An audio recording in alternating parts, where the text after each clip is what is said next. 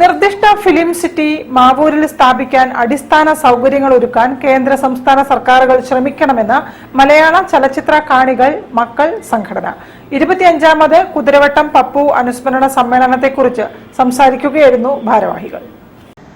മാവൂരിലെ ഒരു mega film unit സ്ഥാപിക്കാനുള്ള ശ്രമം നടത്തുന്നുണ്ട്. ഇത് നിങ്ങളൊക്കെ സഹായം ലഭിക്കുക.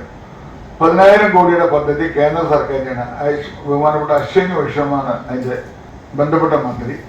അദ്ദേഹത്തെ കോഴിക്കോട് നമ്മൾ ഞങ്ങൾ ആവശ്യമായിട്ട് നിവേദനം കൊടുക്കുകയും എല്ലാം കൊണ്ടും അനുകൂലം പറഞ്ഞത് ഒറ്റ പോരായ്മ പറഞ്ഞത് എയർ റെയിൽ റോഡ് കണക്ടിവിറ്റി പോരാന്നാണ് പറഞ്ഞത്. അതൊരു വസ്തുത കൂടിയാണ്. നാല് ഇന്റർനാഷണൽ വിമാനത്താവളം ഉണ്ടെങ്കിലും ഈ 2 വിമാനത്താവളം നമുക്ക് വേണമെങ്കിൽ കൊച്ചിയിലേക്ക് പോകണം. അതാണ് ഒരു പോരായ്മയായിട്ട് പറഞ്ഞത്. 25ാമത് കുതിരവട്ടം പപ്പു അനുസ്മരണ സമ്മേളനവും പുരസ്കാര സമർപ്പണവും ഫെബ്രുവരി 25-ന് വൈകിട്ട് കാലിക്കറ്റ് ചേംബർ ഹാളിൽ നടക്കും. ഈ വർഷത്തെ കുതിരവട്ടം പപ്പു സ്മാരക പുരസ്കാരം നിർമ്മാതാവ് PV ഗംഗാധരന്റെ സഹധർമ്മിണി ഷെറിൻ ഗംഗാധരന് നൽകും.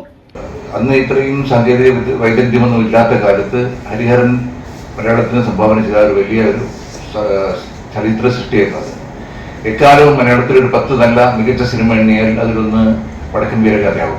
നമ്മൾ പറയുന്നത് പോലെ ചന്തുവിന്റെ ചതിയൻ ചന്തുവിനെ നായക പരിവേഷത്തിൽ അവതരിപ്പിച്ചു എന്നത് മാത്രമല്ല FTയും ഹരിഹരനും ചെയ്ത ഒരു കാര്യം.